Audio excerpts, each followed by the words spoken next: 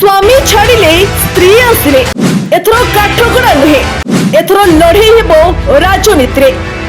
Ollywood रो चर्चित नायिका वर्षा Priyadarshini मिसिले BJD रे। गुरुवार विधिबद्ध भावे बिजू जनता दल रे सामिल होइछंती अभिनेत्री। सांसद सस्मित पात्रଙ୍କ उपस्थित रे शंख धरिछंती वर्षा।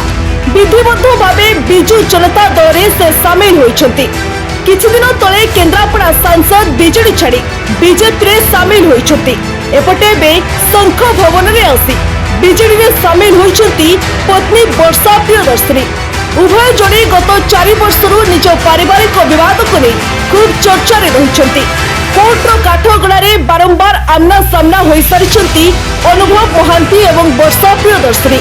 किंतु एथर लड़ई निज पाई नुहे बरं निज दल को जिताइबा पाई मुहांमुही हेबे एही दुई स्टार दंपति। राज्य राजनीति रे वर्तमान सुधा अनुभव को कौनसी टिकेट देनी बीजेपी। एपटे वर्षा को कौनसी टिकेट मिलिबो कि नहीं ताहा